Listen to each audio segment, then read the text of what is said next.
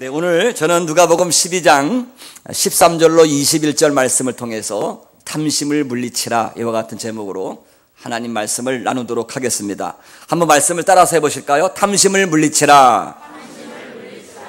네, 이제 며칠 있으면 우리 민족 고유의 명절인 설을 맞이하게 됩니다. 저 개인적으로도 이제 외국에서 한 15년 살다가 보니까 설을 제대로 못 지켰습니다. 한국에 들어와서 이제 처음 떡국을 먹게 되고요. 또 어머니께 세배도 드리게 돼서 참 기쁘게 생각을 합니다. 몇 년 전인가요? 어느 설날인데, 어느 해 설날인데, 저 경기도 파주에서 이제 아버지가 유산을 자녀들에게 다 물려주고 세상을 떠났는데, 그 아버지가 물려준 유산 가운데 동생에게 물려준 재산이 이제 땅값이 폭등하는 바람에 동생이 부자가 됐습니다.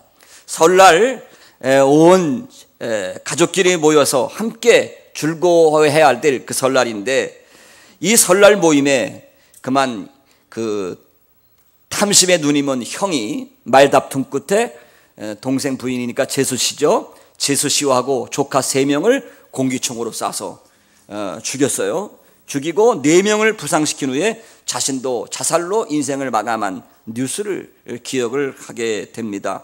혈육의 정을 나누어야 할 설날에 부모님으로부터 받은 그 땅을 서로 차지하기 위해서 다툼을 벌이고 화를 참지 못하고 결국은 가정이 큰 상처를 입는, 돌이킬 수 없는 아픔을 겪는 그런 불행한 일들도 있다는 것입니다. 어떤 가정은 부모님의 유산 문제로 형제들 간의 법정에서 다툼을 벌이다가 이제는 서로 보지도 않고 원수처럼 되어버리는 그런 가정도 있다는 것입니다. 문제는 오늘날 이러한 일이 한두 경우가 아니라는 데 있는 것입니다. 오늘날 건친 사례와 같은 이러한 수많은 인륜 패륜 범죄들이 바로 인간의 물질의 탐심에서부터 비롯된다는 사실을 우리가 알아야 될 것입니다. 오늘 본문에 보면 예수님께서 이제 길을 가시면서 하나님 나라의 말씀을 증거하고 계시는데, 갑자기 한 사람이 예수님의 말씀을 가로막고 주님께 어떠한 부탁을 합니다.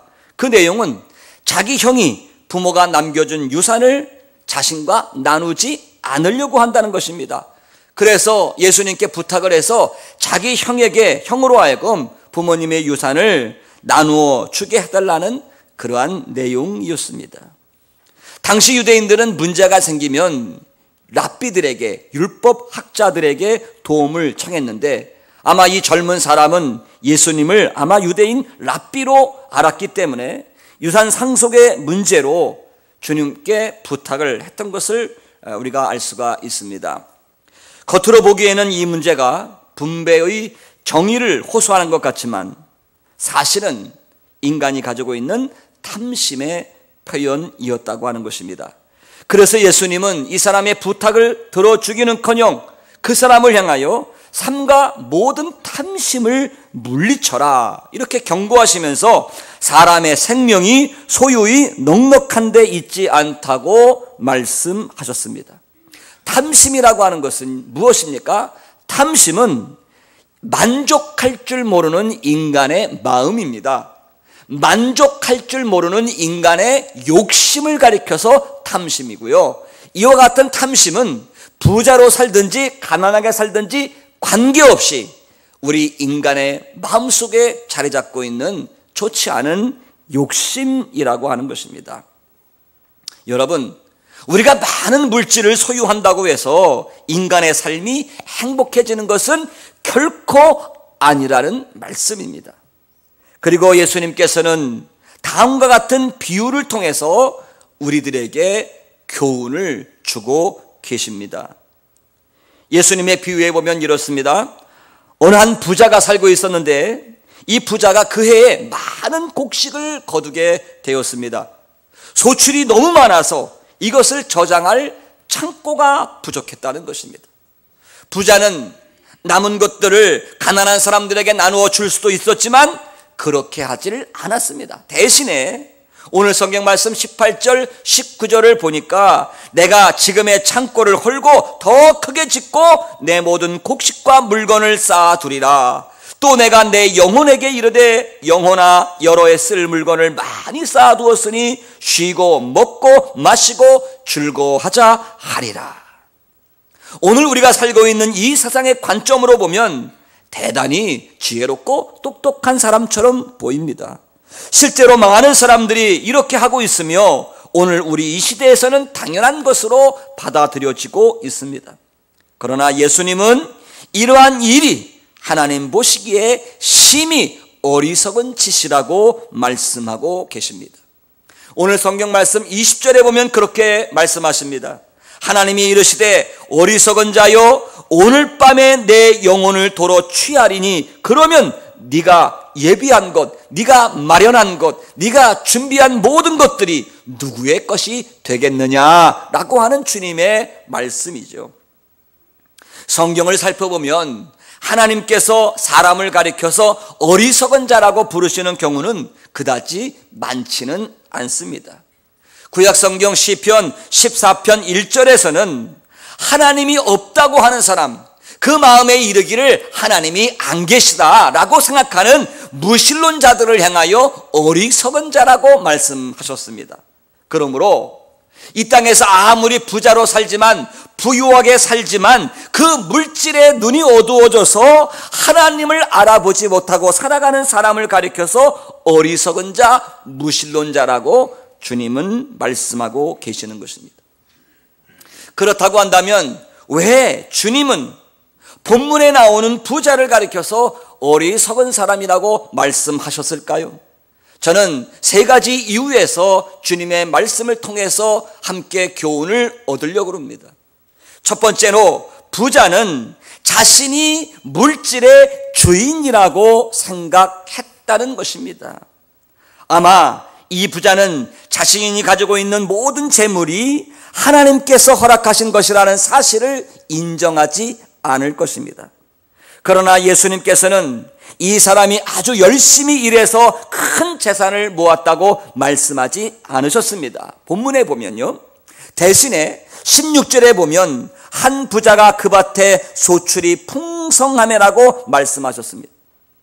의심할 여지가 없이 이 말씀은 땅을 만드시고 빛을 주시고 물을 공급해 주셔서 풍성한 추수를 얻게 해주신 하나님의 은혜로 이 사람이 많은 재물을 얻게 되었다는 뜻입니다. 물론 그 사람도 일을 한 것은 사실입니다. 그러나 하나님의 축복이 없었다고 한다면 병충해나 가뭄을 만나서 소출을 전혀 거두지 못했을지도 모르는 사실입니다.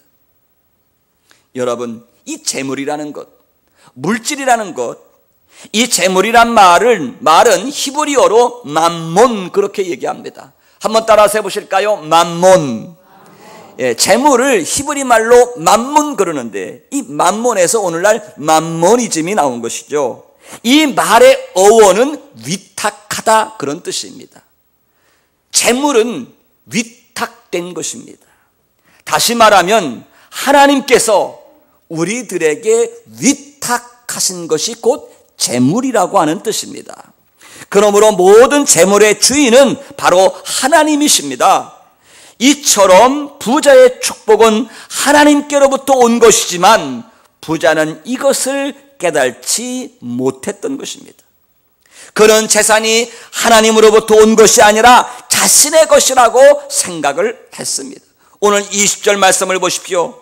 하나님이 이르시되 어리석은 자여 오늘 밤에 내 영혼을 도로 찾으리니 그러면 내 준비한 것이 누구의 것이 되겠느냐 하셨으니, 여기서 우리가 주목할 말씀의 구절은 도로 찾으리입니다. 도로 찾는다. 무슨 의미일까요? 물질뿐만 아니라 재산뿐만이 아니라 그 부자의 생명까지도 바로 하나님의 것이라는 사실을 명시해 주는 말씀입니다. 여러분 19절 말씀을 보십시오. 내가 내 영혼에게 이르되 영혼아 여러 해 쓸 물건을 많이 쌓아두었으니 평안히 쉬고 먹고 마시고 즐거워하자. 어리석은 부자가 스스로 얘기하는 말입니다. 그러나 우리 하나님은 오늘 밤에 부자는 여러의 물건을 쌓아두었으니 그러나 하나님은 오늘 밤에 내 영혼을 도로 찾으리니, 다시 말하면 내일이라고 하는 시간도 결국은 하나님의 것이라고 하는 말씀입니다. 부자는 물질의 소유가 내일을 보장해 주지 못한다는 명백한 사실을 깨닫지 못했던 것입니다. 물질은 하나님께서 우리에게 위탁하신 것임에도 불구하고 우리가 물질의 주인이 되고 소유하려는 순간 바로 물질의 노예로 전락할 것이고 탐심에 사로잡히게 된다는 사실을 우리에게 말씀해 주고 있습니다. 그래서 야고보서 1장 14절로 15절에도 말씀하시기를 오직 각 사람이 시험을 받는 것은 자기 욕심에 끌려 미혹됨이니 욕심이 잉태한 즉 죄를 낳고 죄가 장성한 즉 사망을 낳느니라 그랬습니다. 탐심을 가리켜서 어떤 사람은 어머니 죄라고 얘기하고 있습니다. 왜 탐심을 어머니 죄라고 얘기했습니까? 어머니는 어떤 역할을 하죠? 자식을 많이 낳죠. 탐심도 많이 낳아요. 어머니가 자녀를 낳듯이 탐심은 낳습니다. 몰라요? 탐심은 죄를 낳고 죄는 또 사망을 낳는 것이죠. 사도 바울은 디모데전서 6장 10절에서 말씀하기를 돈을 사랑함이 일만하게 뿌리가 된다고 그랬습니다. 그렇습니다, 여러분. 탐심은 일만 악을 낳는 어머니 죄를 짓는 것입니다. 에베소서 5장 5절에 말씀하십니다. 너희도 정녕 이것을 알거니와 음행하는 자나 더러운 자나 탐하는 자 곧 우상 숭배하는 자는 다 그리스도와 하나님 나라에서 기업을 얻지 못한다고 말씀하고 있습니다. 골로새서 3장 5절 말씀에도 그러므로 땅에 있는 지체를 죽이라 곧 음란과 정욕과 사욕과 악한 정욕과 탐심이니 탐심은 우상 숭배니라 이것들로 말미암아 하나님의 진노가 임하느니라고 했습니다. 그러므로 저와 여러분은 물질의 주인은 바로 하나님이시며 우리는 하나님으로부터 물질을 위임받고 살아가는 하나님의 청직이라는 사실을 결코 잊어서는 안 될 줄로 믿습니다. 두 번째, 이 부자가 어리석은 이유는 자신의 영혼을 물질에 맡겼기 때문인 것입니다. 부자는 재물이 가지고 있는 한계를 인식하지 못했습니다. 우리는 마모니즘 시대에 살고 있는 것이 사실입니다. 돈이면 모든 것이 다 된다는 것이 사회의 통념이 되어버린 시대에 살고 있습니다. 물질이 절대 파워를 자랑하는 시대입니다. 돈이 하나님 자리에 앉은 시대입니다. 그러나 재물로 진정한 삶을 얻을 수는 없는 것입니다. 소유와 행복, 소유와 인격, 소유와 건강, 소유와 영생은 별개의 문제라는 사실입니다. 그러므로 우리가 가지고 있는 재물로 우리의 건강과 행복과 마음의 평안과 만족감과 더 나아가서 내 자신의 영혼은 결코 구원할 수 없다고 하는 것이 물질이 가지고 있는 한계인 것입니다. 그럼에도 불구하고 이 부자는 그 물질에다가 자신의 영혼을 맡겼다는 데 문제가 있는 것입니다. 로마 격언에 보면은 물질은 마치 바닷물과 같아서 마실수록 갈증을 더 하게 만든다는 이야기가 있습니다. 그렇습니다, 여러분. 인간의 마음속에 있는 탐심에는 만족이 없습니다.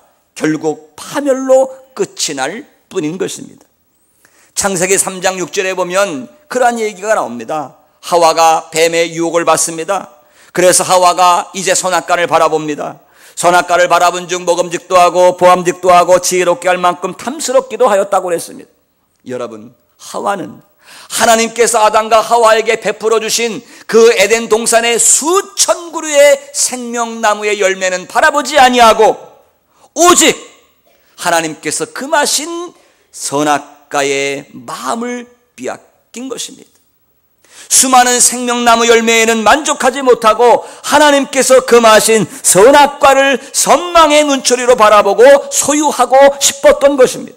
마침내 하나님처럼 된다는 유혹에 넘어가서 금단의 열매를 따먹고 말았습니다. 만족하지 못하고 하나님처럼 되고 싶은 그 마음, 그 탐심이 인류 타락의 첫걸음이었다는 사실을 우리가 기억해야만 될 것입니다. 참된 행복은 어디서 옵니까? 참된 행복은 영혼의 문제와 관련되어져 있다는 사실입니다. 이러한 기본적인 영적 문제가 해결되기 전에는, 내 영혼이 하나님 문제가 해결되기 전에는 그 어떠한 재물을 비롯해서 어떠한 명예나 권세나 권력도 아무런 의미가 없는 것인데, 어리석은 부자는 영혼의 문제보다 자신의 재물을 더 귀하게 여겼다는 것입니다. 이것이 어리석은 부자의 착각입니다. 재물에 대한 관심 때문에 그가 마땅히 가져야 할 자신의 영혼에 대한 관심을 외면했다는 것입니다. 사랑하는 성도 여러분, 재물은 절대로 영원하지 않습니다. 내가 이 세상을 떠날 때에 재물도 결국 없어지게 될 것입니다. 오직 내 영혼만이 내세에서도 하나님과 함께 영원히 거하게 된다는 사실입니다. 아마 예수님은 이 어리석은 부자에게 이렇게 말씀하셨을는지도 모릅니다. 내 영혼의 가치와 내 재물을 저울질 한번 해보아라. 어리석은 자요, 오늘 밤에 내 영혼을 도로 찾으리니 그러면 내 예비한 것이 네 것이 되겠느냐. 이 사람에게 한 가지 충격적인 것은, 이 사람의 영혼을 하나님께서 불러가시면 자기가 한평생 모아들인 모든 재물을 다른 사람이 누리게 된다는 것입니다. 어떤 사람이 전철 안에서 서로 옥신각신하면서 이야기를 합니다. 오늘 아침에 신문에 발표된 빅뉴스입니다. 어느 백만장자가 죽었다는 것입니다. 한 사람이 묻습니다. 야, 그 백만장자가 얼마나 남기고 죽었을까? 여러분, 얼마나 남기고 죽었을 것 같아요? 옆에 있던 사람이 대답을 합니다.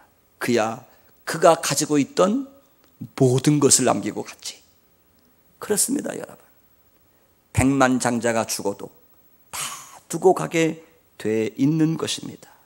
우리들 역시 언젠가 이 땅에서 소유하고 누리던 모든 것들을 그대로 남겨두고 떠나야 됩니다. 그리고 하나님 앞에 섰을 때 벌거벗은 것처럼 하나님의 심판을 받게 된다는 사실을 기억하시기를 바랍니다. 셋째로, 이 어리석은 부자는 물질을 올바로 사용할 줄 몰랐다는 것입니다. 그래서 그는 하나님과 이웃에 대하여 부요하지 못했습니다. 오늘 성경 말씀 21절을 보십시오.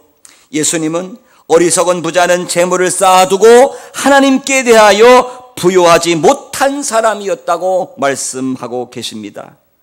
사람이 언젠가는 없어질 물질적 재물에 부요하기보다는 영원토록 있을 영적인 일에 부요해야 된다는 말씀입니다. 진정한 부자는 이 세상의 물질적인 재산으로 영적인 보화를 만들어내는 것이 진정한 부자입니다. 죽음도 빼앗을 수 없고 천국 가서도 영원토록 소유할 수 있는 영혼의 보화, 그 영혼의 보화가 무엇일까요? 저는 두 가지가 있다고 생각합니다. 첫째는 믿음입니다. 우리는 믿음을 가지고 주 앞에 가게 될 줄로 믿습니다. 그러므로 우리의 물질을 가지고 믿음을 키우는 일에 사용할 수가 있다고 한다면 그것이야말로 참된 부자가 아닌가 생각을 하게 됩니다. 또 한 가지, 우리의 영혼의 보화는 하나님 안에서 사랑의 나눔입니다. 사랑의 나눔입니다. 이웃과 나누고 하나님께 나누는 것입니다. 그것은 영혼을 구원하기 위한 것이고 우리 주 예수 그리스도의 이름으로 이웃을 구제하는 것입니다. 이것이 우리가 추구해야 할 영혼의 보화입니다. 어리석은 부자에게는 유감스럽게도 하나님도 이웃도 미래도 삶의 목적도 사명도 없었습니다. 오직 있는 것은 자기뿐이었습니다. 오늘 본문에는 나라고 하는 말이 6번 이상 반복되어져 나옵니다. 17절 말씀에 보면 내가 곡식을 쌓아둘 곳이 없으니, 18절 말씀 내가 이렇게 하리라, 내 곡간을 헐고 더 크게 짓고 내 모든 곡식과 물건을 거기 쌓아두리라. 19절에 가서는 내가 내 영혼에게 이르되, 한마디로 말하면 자기만 아는 동물적 가치관을 가지고 살았던 사람입니다. 20절에 우리 하나님이 말씀하십니다. 우리 주님이 말씀하십니다. 그러나 하나님은 이르시되, 그러나 하나님은 이르시되, 나밖에 모르는 이 사람에게 그러나 하나님은 이르시되라고 했습니다. 즉 이 사람은 하나님이 계신다는 사실을 망각하고 사는 인생이었다는 것을 성경이 강조해 주고 있는 말씀입니다. 성경은 재물을 부정하게 취급하거나 부자 되는 것을 결코 반대하지 않습니다. 만약 재물을 우리가 올바르게 사용하기만 한다면 그것은 얼마든지 하나님 앞에서 복된 축복이고 아름다운 축복이 될 것입니다. 저는 우리 성도님들이 청빈한 사람이 되지 않기를 바라고 청부가 되시기를 바랍니다. 깨끗한 부자가 많이 나오실 수 있도록 주님의 이름으로 축원합니다. 여러분, 깨끗한 부자가 되어서 하나님의 선한 일에 이웃을 구제하고 선교하고 복음을 전하는 일에 우리 교회가 많이 쓰임받게 되기를 주님의 이름으로 축복합니다. 여러분, 물질의 주인 되신 하나님은 사람을 통하여 일하시는 분입니다. 하나님께서 나에게 재물을 주신 것은 나를 통하여 하나님의 일을 하시기 위함인 것인 줄로 믿습니다. 하나님께서 주셨으니 주신 것만큼 하나님의 뜻대로 사용해야 할 책임이 저와 여러분들에게 있는 것입니다. 탐심에 끌려서 하나님의 뜻대로 그 재물을 관리하고 사용하지 않게 될 때에 하나님은 그 물질을 통하여 나를 심판하신다는 사실입니다. 오래전에 세상을 떠난 미국의 최대 갑부였던 하워드 휴즈라는 사람을 기억하실 것입니다. 그는 아버지로부터 물려받은 엄청난 유산 때문에 할리우드 영화 제작에 투자하여 말 그대로 억만장자가 된 사람입니다. 미국 역사에 길이 남을 부자가 되었습니다. 그는 움직일 때마다 수십 대의 비행기를 몰고 다녔습니다. 미국의 라스베가스의 7개의 카지노 호텔을 인수하면서 말 그대로 호텔왕으로 군림하기도 했던 인물입니다. 하워드 휴즈는 20억 불이 넘는 재산을 가지고 있었지만 그가 죽기 전 10년 동안은 가장 고독한 생활을 하다가 세상을 떠난 것으로 알려져 있습니다. 재미있는 것은 세계에서 가장 부유한 사람 가운데 하나인 그가 죽을 때 그 죽음의 원인이 바로 영양실조였다는 사실입니다. 그가 죽을 때 몸무게가 42kg 정도예요. 장대한 키의 백인 남성이 42kg의 영양실조로 죽었다면 얼마나 말이 되지 않는 이야기겠습니까? 정신적인 고독과 공허함을 달래려고 방탕한 생활을 한 결과로 심각한 병을 얻었습니다. 병에 걸려서 외롭게 몸져 누워있을 때 그 주위에는 그의 재산을 탐내는 많은 위선적인 친구들이 모여들게 되고 그는 결국 그 누구도 믿을 수 없게 되어서 홀로 유폐된 생활을 하다 보니까 음식을 제대로 먹지 못해서 영양실조로 죽음을 맞이했다는 불행한 이야기입니다. 여러분, 설이 다가오는데요, 참 제가 마음이 기뻤습니다. 우리 여선교회에서 이 지역에 살고 있는 어르신들 110가정에 떡과 고기 선물 상자를 준비해서, 제가 듣기로는 아마 오늘 우리 여선교회원들이 자녀들을 다 데리고서 그 독거 어르신들, 또 우리 교회 어르신들 찾아뵙고 설 세배도 드리고 이 떡과 고기를 떡국 끓여 드시라고 이렇게 선물도 하고 그걸 포장하고 이런 모습을 보면서 참 제가 마음이 좋더라고요. 참 좋았습니다. 여러분, 우리 교회가 나눔이 있는 교회가 되기를 바랍니다. 나눠주는 일에 최선을 다하는 그런 부자가 되는 우리 교회가 됐으면 좋겠습니다. 아마 하나님께서 그런 좋은 일에 쓸 수 있도록 하나님이 여러분 가정마다 더 큰 축복을 내려주실 줄로 믿습니다. 마태복음 6장 24절의 말씀에 보면은 너희가 하나님과 재물을 겸하여 섬기지 못한다고 말씀하고 있습니다. 성경에는 두 종류의 부자가 있습니다. 어리석은 부자가 있고 지혜로운 부자가 있습니다. 어리석은 부자는 오늘 성경에 나오는 사람처럼 재물을 이 땅에 쌓아두려고 하는 사람입니다. 그러나 지혜로운 부자는 그 재물을 가지고 하늘에 쌓아두고 살아가는 사람인 것입니다. 물질은 분명히 축복 가운데 하나입니다. 그러나 그것을 내 인격이 감당할 수 있을 때만 그것이 축복입니다. 내 인격과 가치관이 내 재물을 감당할 수 없을 때 오히려 그것은 내 인생의 저주가 되는 것입니다. 여러분, 우리가 읽지 않았지만 오늘 성경 말씀 48절에 보면 예수님께서 분명히 우리에게 말씀했습니다. 무릇 많이 받은 자에게는 많이 요구할 것이요 많이 맡은 자에게는 많이 달라 할 것이라고 예수님이 결론을 내렸습니다. 이게 무슨 말씀입니까? 우리 주님께서 여러분에게 재물을 맡기신 만큼 여러분들에게 요구하신다는 사실입니다. 그러한 책임이 여러분들에게 있다는 것을 우리 주님이 말씀하고 있는 사실입니다. 그러므로 우리 성도는 내가 소유한 모든 것의 주인이 바로 하나님이라는 사실을 분명히 인식하시고 하나님께서 나에게 맡겨주신 재물에 대한 청지기로서 하나님과 이웃에 대한 책임을 하실 수 있기를 주님의 이름으로 축원합니다. 행복이라고 하는 것이 무엇입니까? 물질만을 가지고는 결코 행복할 수가 없습니다. 물질이 없으면 불편한 것이 사실이지만 그 자체가 결코 불행한 것은 아닙니다. 참된 행복은 물질에 많고 적음에 있는 것이 아니라 자신이 소유한 재물로 영적 가치를 창출해가며 사는 사람, 참된 생명과 행복을 누리게 될 줄로 믿습니다.